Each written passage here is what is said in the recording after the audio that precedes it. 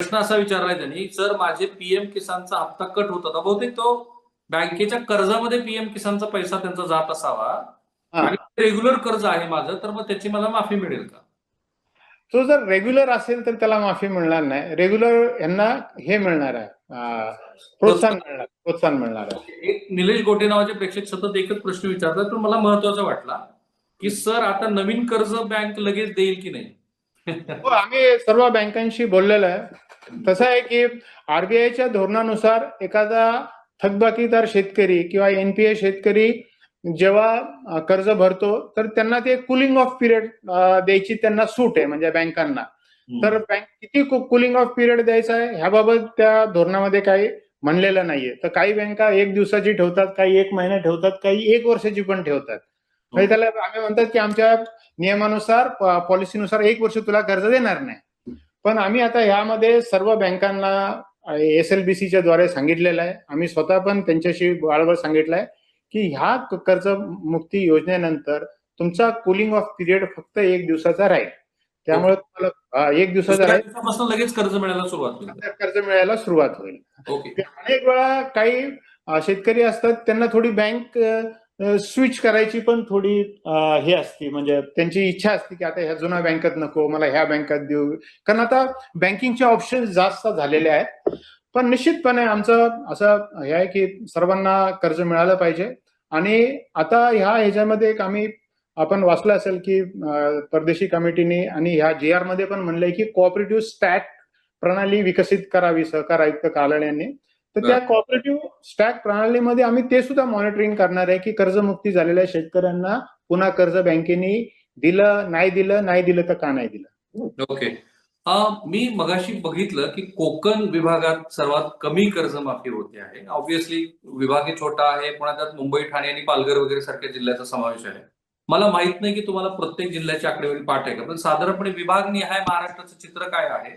सर्वाधिक फायदा कुठल्या जिल्ह्याला होतोय आणि सर्वात कमी अनफॉर्च्युनेटली कुठल्या जिल्ह्याला? माहितीप्रमाणे सर्वात जिल्ह्यावाईजही काय डिव्हिजन वाईज आकडेवारी होती. माझ्या माहितीप्रमाणे डिव्हिजन मध्ये सर्वात जास्त बेनिफिट मराठवाडा डिव्हिजनला जातोय, तिथं जास्त आहे. त्याच्यानंतर अमरावती आहे, त्याच्यानंतर नागपूर आणि मग इतर आहे. म्हणजे जिल्हे मी सांगतो. एक आपण हे लाईव्ह बघतो आहोत आणि इतक्या हजारोच्या संख्येनं प्रेक्षक जोडले गेलेत आणि मला आनंद आहे की आमच्या प्लॅटफॉर्मवरती तुमच्या प्रत्येक प्रश्नाचं उत्तर देण्याचा आम्ही प्रयत्न करतोय. दीपक तावरे साहेब आणि त्यांच्या टीमनी चांगलं काम केलं आहे. हा डेटा अतिशय क्लीन आणि नीट बनवण्याचा प्रयत्न केला जातो. मी म्हणालो की ज्यांना सामाजिक प्रश्नाची जाणीव असते असे दीपक तावरे तिथं असल्यामुळं जास्तीत जास्त शेतकऱ्यांना लाभ मिळवून देण्याचा प्रयत्न आहे. Sir go ahead. सर आता 5 जिल्हे असे आहेत की तिथं आजच्या 17 लाखाची जी यादी आहे त्यामध्ये 1 लाखापेक्षा जास्त लाभार्थी आहेत. तर त्यामध्ये अहिल्यानगरचा सर्वात जास्त आहे की 1,32,000 आहेत. जरा जिल्हे बघितलं तर तुम्हाला लक्षात येईल. बुलढाणा आहे तिथे 1,16,000 आहे. छत्रपती संभाजीनगर आहे तिथे 1,05,000 आहे. जालना आहे तिथे 1,07,000 आहे. आणि यवतमाळ आहे तिथे 1,01,000 आहे. ओके. यामध्ये आम्हाला असंही दिसून आलं की ज्या जिल्ह्यांमध्ये जिल्हा बँका जरा वीक आहेत, म्हणजे आता हा डिस्ट्रेस जास्त दिसतो मराठवाड्यामध्ये आणि जिल्हा बँका वाईट आहे. पण तिथं जर जिल्हा बँका वीक आहेत तर तिथं शेतकऱ्यांना ची संख्या तेवढी जास्त नाही. म्हणजे विदिन मराठवाडा जर आपण बघितलं की जिथं म्हणजे विदर्भात बघितलं की जिल्हा बँक जशी वर्धा वीक आहे तर तिथं लाभ जास्त जात नाही, नागपूर आहे तर जास्त जात नाही, असं एक आम्हाला ते पण चित्र निदर्शन असेल. साधारणपणे सर बजेटरी प्रोव्हिजन बद्दल आपण जर बोललो तर मुख्यमंत्र्यांनीच अधिवेशनात अर्थसंकल्प मांडत असताना त्याच्याबद्दलचं सूतोवाच केलंय. तर त्याच्याबद्दलची तुम्हाला काही कल्पना आहे की आता ही यादी आली आणि किती दिवसामध्ये बँकामध्ये हे पैसे जाऊन पडतील? नाही, आता आम्हाला म्हणजे आता तरी रकमेचा काही तसा इश्यू नाहीये. म्हणजे आता जी आम्हाला लागणारी जी रक्कम आहे ती आम्हाला पुरेशी आहे. नंतर म्हणजे आता ही जी यादी झालेली आहे ह्याला 13,000 कोटी लागणार आहेत, तर ती रक्कम आम्हाला प्राप्त होईल. ओके. एक वेगळा प्रश्न कोकणातनं आलाय तुमच्यासाठी. तुळशीदास बडवलकर म्हणून प्रश्न विचारतात की कोकणातील पतपेढ्यामधील आणि सोसायट्यामधील सहकारी संस्थांतलं कर्ज सरसकट माफ होणार आहे का? सरसकट हा मुद्दा थोडा बाजूला ठेवा, पण तिथलं पतपेढी आणि त्याचं पतपेढी म्हणजे जे आपण आपली हे पतपेढी असते की ज्याला आपण ग्रामीण बिगर शेती पतसंस्था आहे किंवा नागरी पतसंस्था आहे, त्याचं कर्ज माफीत इन्क्लूड नाहीये. ओके. दुसरी तुमचा आपली आभार विकास मानतोय. संस्था आहे त्याची आहे. ओके. विकास संस्थेचं माफ होईल. ओके. मिशन पॅशन नावाचे ते प्रेक्षक तुमचे आभार मानतात की मनातले अनेक प्रश्न दूर झाले. पण आता मी विचारलेल्या प्रश्नांशिवाय तुम्हाला जो फीडबॅक आला, तुम्ही म्हणाल की 1000 लोकांची ग्रीव्हन्सेस आतापर्यंत आलेले आहेत.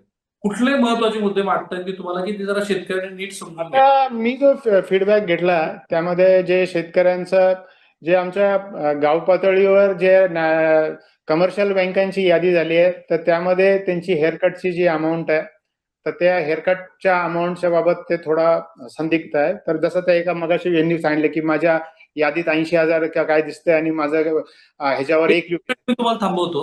तोच मुद्दा अनेक प्रेक्षक विचारतात की तफावत जी रकमेमध्ये दिसते त्याच्याबद्दल जरा आम्हाला सविस्तर सांगा. एक लक्षात सांगतो, ऍक्च्युली ते थोडं आमचं एरर झालंय त्या म्हणजे लिस्ट जनरेशन मध्ये. तर तुम्ही त्या गोष्टीचा काही विचार करू नका. 2 लाखापर्यंतची कर्ज माफ होणार आहेत. दोन्ही रकमा 2 लाखाच्या आत आहेत आणि ही सगळी आम्ही जी योजना राबवतोय ही महाआयटीच्या पोर्टलच्या माध्यमातून राबवतोय. त्यामुळे पोर्टलवर जी रक्कम आहे ती जर बरोबर असेल तर तुम्ही आधार ऑथेंटिकेशन करा, असं आमचं म्हणणं आहे. तुम्ही बँकेच्या ब्रांचमध्ये जावा, तिथली रक्कम बघा, पोर्टलवरची रक्कम बघा. पोर्टलवरची रक्कम जर 31/3/26 वरची आहे तर त्याच्या 1/4 नंतरचं व्याज माफ होणार आहे. ती तुम्हाला मान्य असेल तर आधार ऑथेंटिकेशन करा. पण पोर्टलवरची रक्कम जर तुम्हाला मान्य नसेल की त्यात पण तुम्हाला वाटतंय आणि पोर्टलवरची जी रक्कम तुम्ही आधार ऑथेंटिकेट केलं की तुम्हाला रिसीट मिळणार आहे आणि त्या रिसीटवरती अमाऊंट येणार आहे. म्हणजे आता मगाशी जो शेतकरी सांगितला की त्याचे 1,20,000 आहेत, यादीत 80,000 दिसतंय, तर त्याला ऑथेंटिकेशन केल्यावर त्याला कळेल की मी 1,20,000चं ऑथेंटिकेशन केलेलं आहे. आणि ही आम्ही आमच्या ह्याच्याप्रमाणे त्या बँकांना देऊ आणि बँकांकडनं आम्ही तदनंतर तुम्हाला बेबाकी म्हणजे नील सर्टिफिकेटचा दाखला पण देणार. त्यामुळे तुम्हाला पोर्टलवर जावा. माझ्या सगळ्या ज्यांना कमर्शियल बँकांचे म्हणजे नॅशनलाइज बँक किंवा ICICI इतर बँकेचे जे शेतकरी आहेत त्यांनी पोर्टलवर जावे, पोर्टलवरची रक्कम तपासावी आणि पोर्टलवरची रक्कम सुद्धा 31/3/26 वरची आहे. तुम्ही जर आता लेटेस्ट काढली असेल तर त्यामध्ये पण थोडं तफावत येऊ शकते. पण 1 एप्रिल नंतरचं व्याज आम्ही माफ करण्याबाबत सर्व बँकांनी निर्णय घेतलेला आहे. त्यामुळे 31/3/26 वरची रक्कम माफ असल्यास तुम्हाला सगळं माफी होईल असं मी अत्यंत जबाबदारीपूर्वक सांगतो. पण हा मुद्दा सोडून तुम्ही आणखी तुम्हाला आलेले फीडबॅक बद्दल काही सांगत होते? नाही, काही आम्हाला जे फीडबॅक आहेत ते थोडा ॲग्रीस्टॅकचे आहेत.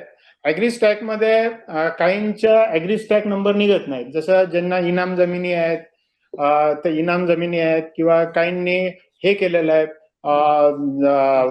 लीजनी चालवायला दिलेले आहेत किंवा कूळ आहेत किंवा अशांचे काही ॲग्रीस्टॅक निघत नाहीयेत. तर मग त्यांचं कसं किंवा काही माजी सैनिकांना शासनाच्या जमिनी दिलेल्या आहेत. पण ह्याबाबत आम्ही जे ॲग्रीस्टॅकची जी यंत्रणा आहे त्यांच्याशी हा मुद्दा उपस्थित केलेला आहे आणि म्हणजे त्यांना ॲग्रीस्टॅक नसताना त्यांना कर्जमाफी निश्चितपणे द्यायची आहे. पण ॲग्रीस्टॅक नसताना द्यायची तर आमचे जे वरिष्ठ आहेत मंत्रालयातले आमचे ACS ते म्हणले की आपण यांना फार्मर आयडी कसा करायचा, फार्मर आयडी कसा द्यायचा ह्याची प्रणाली विकसित करू, ॲग्रीस्टॅक नंबर देऊ आणि नंतर आपण त्यांची कर्जमाफी